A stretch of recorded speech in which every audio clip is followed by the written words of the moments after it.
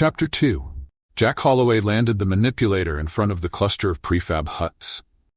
For a moment he sat still, realizing that he was tired, and then he climbed down from the control cabin and crossed the open grass to the door of the main living hut, opening it and reaching in to turn on the lights.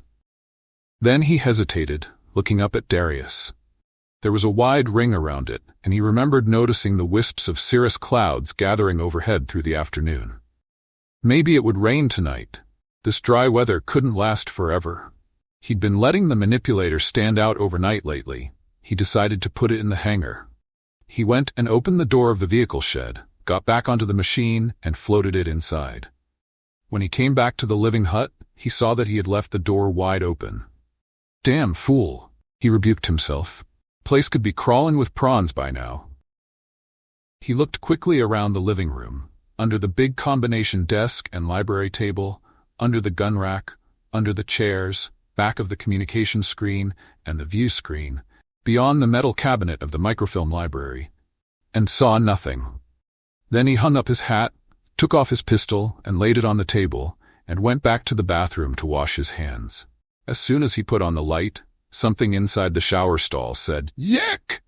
in a startled voice. He turned quickly to see two wide eyes staring up at him out of a ball of golden fur. Whatever it was, it had a round head and big ears and a vaguely humanoid face with a little snub nose. It was sitting on its haunches, and in that position it was about a foot high. It had two tiny hands with opposing thumbs. He squatted to have a better look at it. "Hello there, little fellow," he greeted it. "I never saw anything like you before. What are you, anyhow?" The small creature looked at him seriously and said, "Yeek," in a timid voice. "Why, sure. You're a little fuzzy, that's what you are." He moved closer, careful to make no alarmingly sudden movements, and kept on talking to it. "Bet you slipped in while I left the door open. Well, if a little fuzzy finds a door open, I'd like to know why he shouldn't come in and look around." He touched it gently. It started to draw back, then reached out a little hand and felt the material of his shirt sleeve. He stroked it and told it that it had the softest, silkiest fur ever. Then he took it on his lap. It yeeked in pleasure and stretched an arm up around his neck.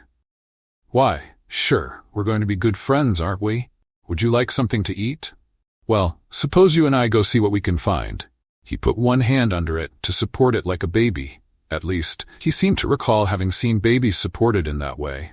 Babies were things he didn't fool with if he could help it, and straightened. It weighed between 15 and 20 pounds. At first it struggled in panic, then quieted and seemed to enjoy being carried. In the living room, he sat down in his favorite armchair under a standing lamp and examined his new acquaintance. It was a mammal. There was a fairly large mammalian class on Zarathustra. But beyond that he was stumped. It wasn't a primate in the Terran sense. It wasn't like anything Terran or anything else on Zarathustra. Being a biped put it in a class by itself for this planet. It was just a little fuzzy, and that was the best he could do. That sort of nomenclature was the best anybody could do on a Class 3 planet. On a Class 4 planet, say Loki or Shesha or Thor, naming animals was a cinch. You pointed to something and asked a native, and he'd gargle a mouthful of syllables at you, which might only mean, "What do I want to know for?" And you took it down in phonetic alphabet, and the what's-it had a name. But on Zarathustra, there were no natives to ask. So this was a little fuzzy. "What would you like to eat, little fuzzy?" he asked. "Open your mouth and let Pappy Jack see what you have to chew with." Little Fuzzy's dental equipment, allowing for the fact that his jaw was rounder, was very much like his own. "You're probably omnivorous. How would you like some nice Terran Federation Space Forces emergency ration, extraterrestrial, Type 3, he asked. Little Fuzzy made what sounded like an expression of willingness to try it. It would be safe enough. XT3 had been fed to a number of Zarathustran mammals without ill effects. He carried Little Fuzzy out into the kitchen and put him on the floor, then got out a tin of the field ration and opened it, breaking off a small piece and handing it down. Little Fuzzy took the piece of golden brown cake, sniffed at it, gave a delighted yeek and crammed the whole piece in his mouth. "You never had to live on that stuff and nothing else for a month, that's for sure." He broke the cake in half and broke one half into manageable pieces and put it down on a saucer. Maybe Little Fuzzy would want a drink too. He started to fill a pan with water, as he would for a dog, then looked at his visitor sitting on his haunches, eating with both hands, and changed his mind. He rinsed a plastic cup cap from an empty whiskey bottle and put it down beside a deep bowl of water. Little Fuzzy was thirsty, and he didn't have to be shown what the cup was for. It was too late to get himself anything elaborate. He found some leftovers in the refrigerator and combined them into a stew. While it was heating, he sat down at the kitchen table and lit his pipe. The spurt of flame from the lighter opened Little Fuzzy's eyes, but what really awed him was Pappy Jack blowing smoke. He sat watching this phenomenon until, a few minutes later, the stew was hot and the pipe was laid aside. Then Little Fuzzy went back to nibbling XD3. Suddenly, he gave a yeek of petulance and scampered into the living room. In a moment, he was back with something elongated and metallic which he laid on the floor beside him. "What have you got there, Little Fuzzy? Let Pappy Jack see." Then he recognized it as his own 1-inch wood chisel.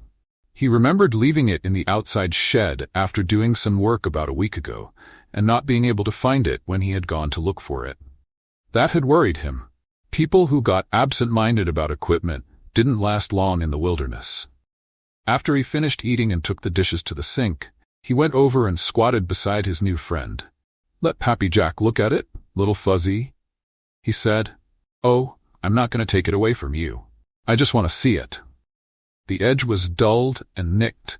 It had been used for a lot of things wood chisels oughtn't to be used for. Digging and prying, and most likely it had been used as a weapon. It was a handy-sized, all-purpose tool for a Little Fuzzy. He laid it on the floor where he had gotten it, and started washing the dishes. Little Fuzzy watched him with interest for a while, and then he began investigating the kitchen. Some of the things he wanted to investigate had to be taken away from him. At first that angered him, but he soon learned that there were things he wasn't supposed to have. Eventually, the dishes got washed. There were more things to investigate in the living room. One of them was the wastebasket. He found that it could be dumped, and promptly dumped it, pulling out everything that hadn't fallen out. He bit a corner off a sheet of paper, chewed on it, and spat it out in disgust. Then he found that crumpled paper could be flattened out, and so he flattened a few sheets and then discovered that it could also be folded. Then he got himself gleefully tangled in a snarl of worn-out recording tape. Finally, he lost interest and started away. Jack caught him and brought him back. "No, Little Fuzzy," he said. "You do not dump wastebaskets and then walk away from them. You put things back in."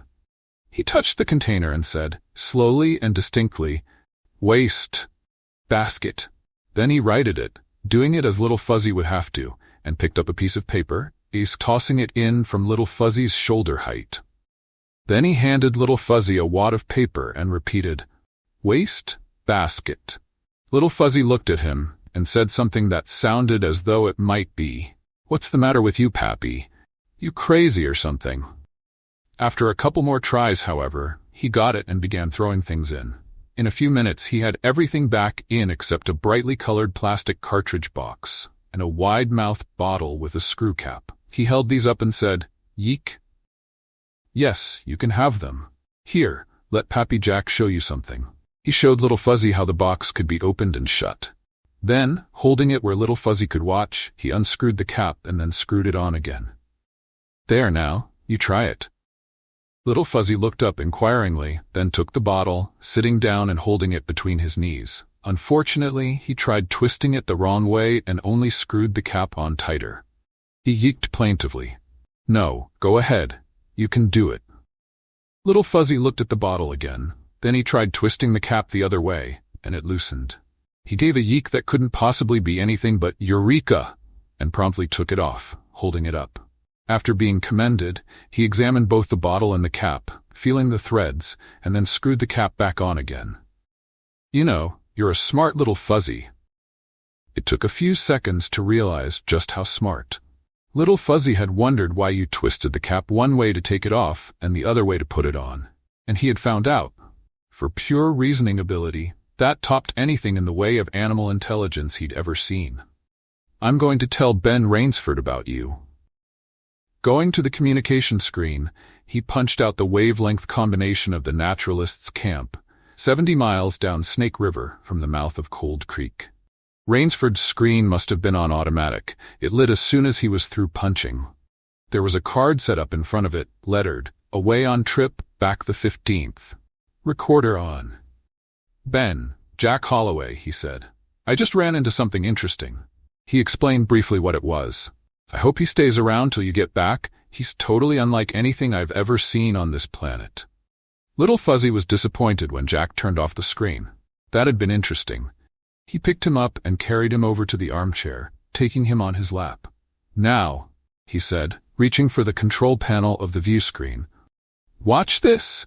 We're going to see something nice." When he put on the screen, at random, he got a view, from close up, of the great fires that were raging where the company people were burning off the dead forests on what used to be Big Blackwater Swamp. Little Fuzzy cried out in alarm, flung his arms around Pappy Jack's neck, and buried his face in the bosom of his shirt. Well, forest fires started from lightning sometimes, and they'd be bad things for a Little Fuzzy. He worked the selector and got another pickup, this time on the top of Company House in Mallorysport, 3 time zones west, with the city spread out below and the sunset blazing in the west. Little Fuzzy stared at it in wonder. It was pretty impressive for a little fellow who'd spent all his life in the big woods. So was the spaceport, and a lot of other things he saw, though a view of the planet as a whole from Darius puzzled him considerably.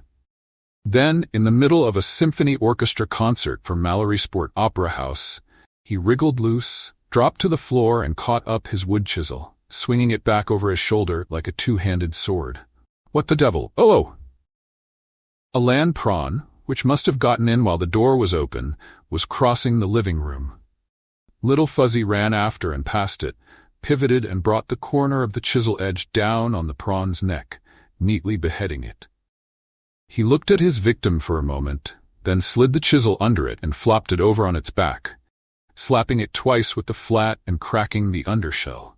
Then he began pulling the dead prawn apart, tearing out pieces of meat and eating them delicately. After disposing of the larger chunks, he used the chisel to chop off one of the prawn's mandibles to use as a pick to get at the less accessible morsels.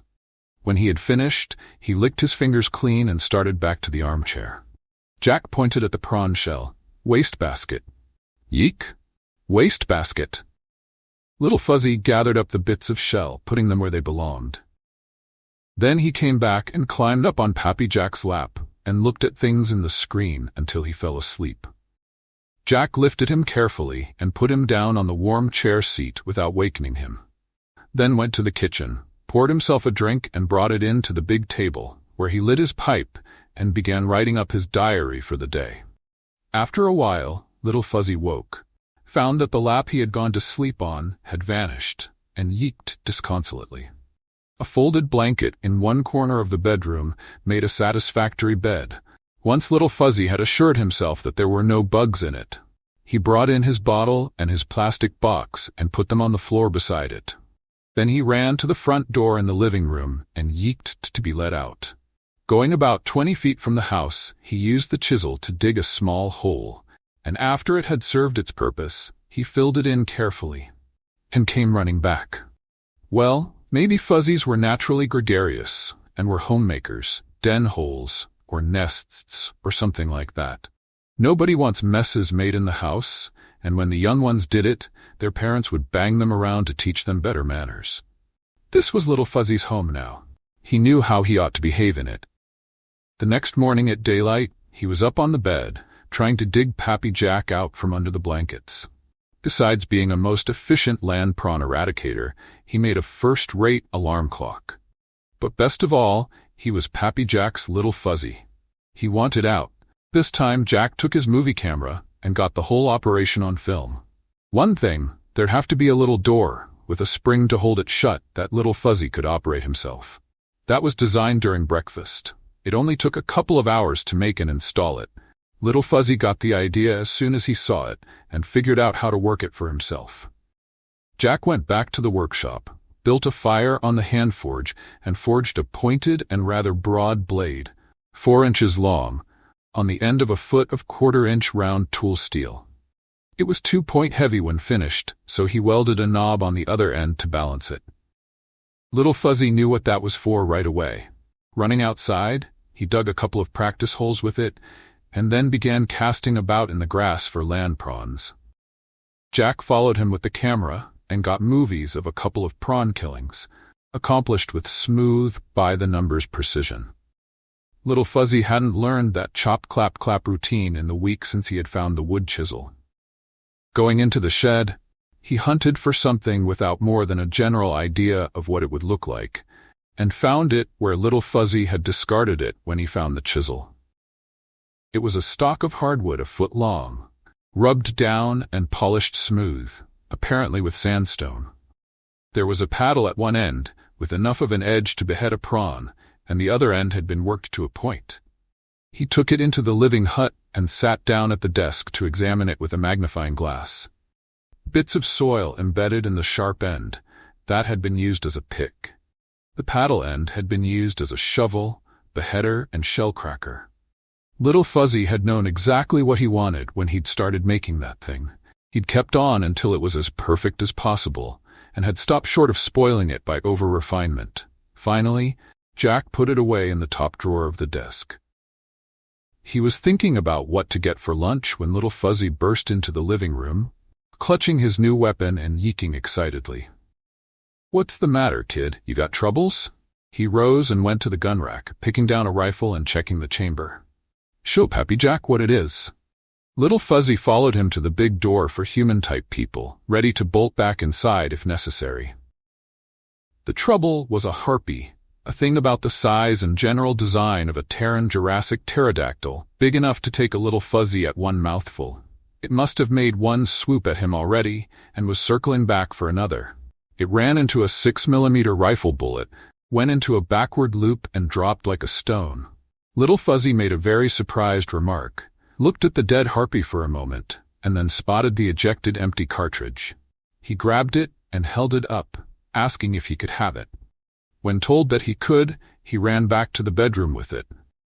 When he returned, Pappy Jack picked him up and carried him to the hangar and up into the control cabin of the manipulator.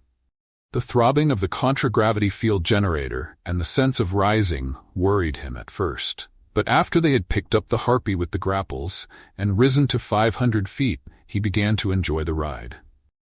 They dropped the harpy a couple of miles up what the latest maps were designating as Holloway's Run, and then made a wide circle back over the mountains.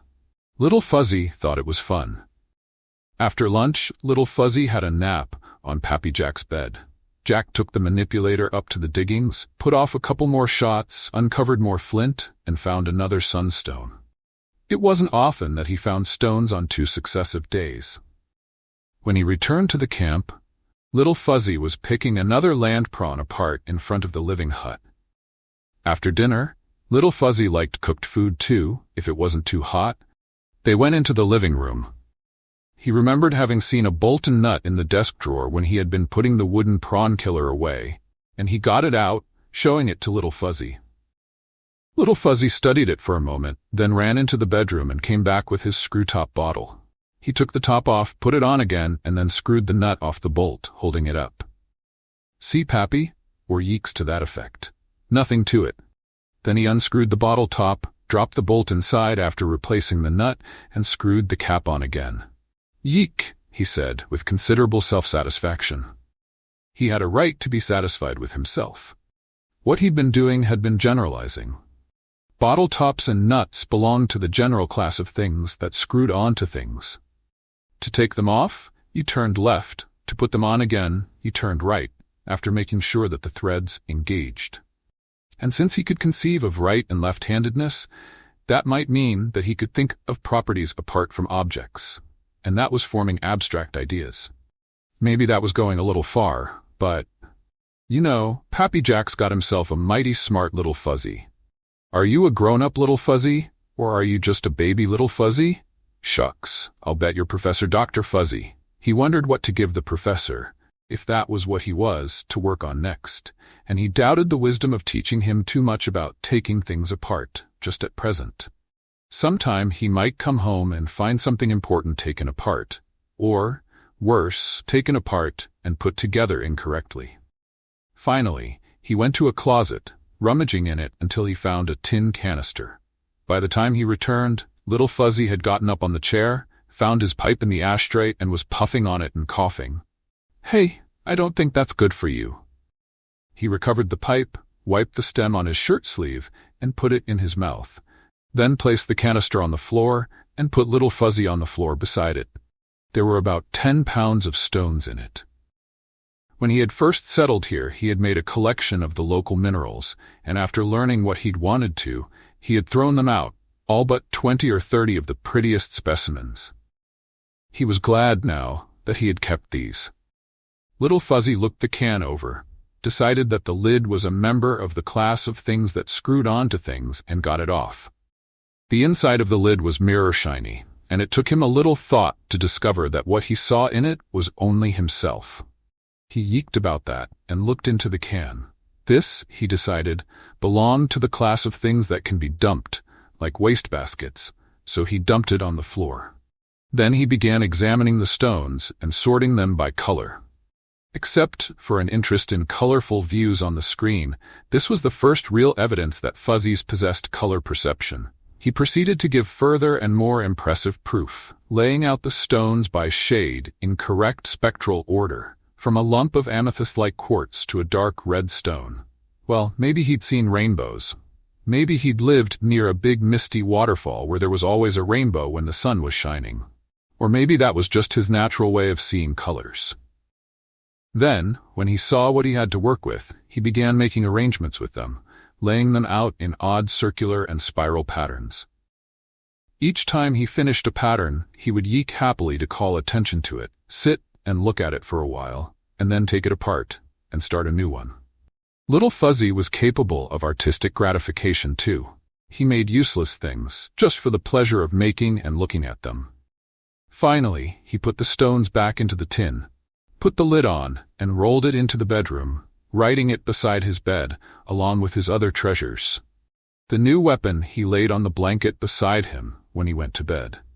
The next morning, Jack broke up a whole cake of XT3 and put it down, filled the bowl with water, and after making sure he had left nothing lying around that Little Fuzzy could damage or on which he might hurt himself, took the manipulator up to the diggings.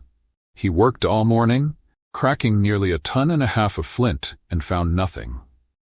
Then he set off a string of shots, brought down an avalanche of sandstone, and exposed more flint, and sat down under a pool ball tree to eat his lunch. Half an hour after he went back to work, he found the fossil of some jellyfish that hadn't eaten the right things in the right combinations, but a little later he found 4 nodules, one after another, and 2 of them were sunstones. 4 or 5 chunks later, he found a third. Why, this must be the dying place of the jellyfish. By late afternoon, when he had cleaned up all his loose flint, he had 9, including 1 deep red monster an inch in diameter. There must have been some convection current in the ancient ocean that had swirled them all into this one place. He considered setting off some more shots, decided that it was too late, and returned to camp. "Little Fuzzy," he called, opening the living room door. "Where are you, Little Fuzzy?"